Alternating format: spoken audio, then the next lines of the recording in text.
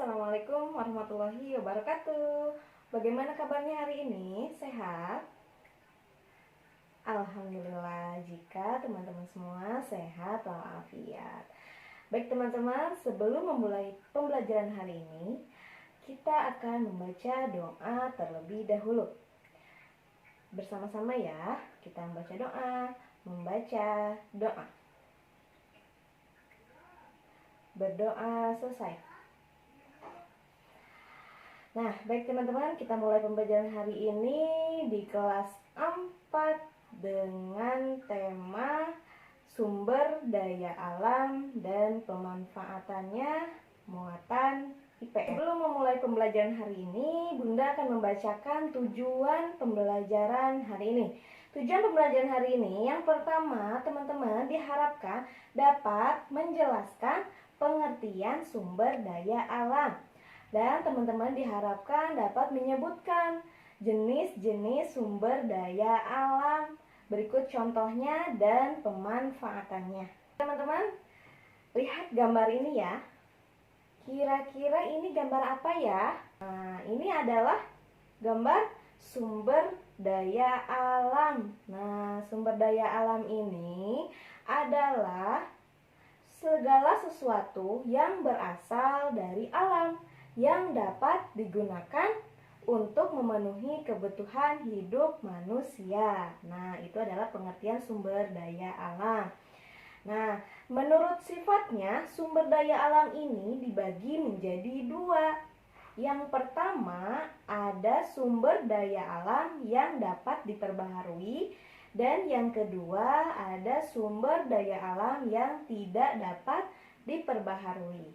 Teman-teman, siapa yang tahu sumber daya alam yang dapat diperbaharui itu apa? Ada yang tahu? Iya, sumber daya alam yang dapat diperbaharui adalah sumber daya alam yang dapat dihasilkan kembali dalam waktu yang tidak lama. Nah, itu adalah sumber daya alam yang dapat diperbaharui. Nah, kita lihat contoh di sini. Ini gambar apa contohnya?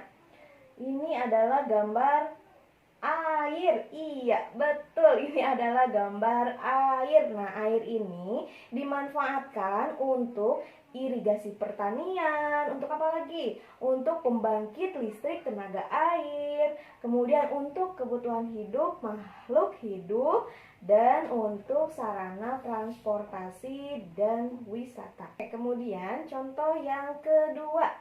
Lihat di sini. Ini gambar apa? Iya, ini adalah gambar hewan. Hewan ini dimanfaatkan sebagai bahan pangan, bahan sandang, dan dimanfaatkan tenaganya. Dan contoh yang ketiga yaitu tumbuhan.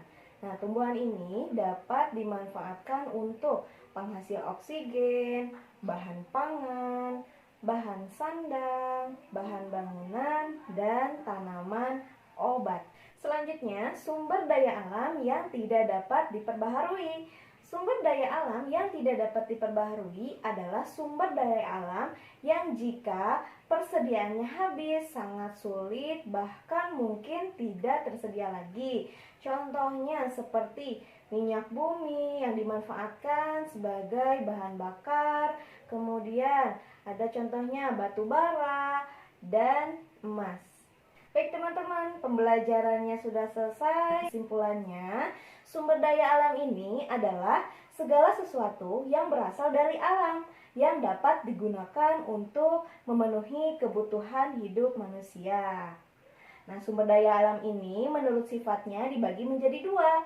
Yang pertama, ada sumber daya alam yang dapat diperbaharui, dan yang kedua, ada sumber daya alam yang tidak dapat diperbaharui.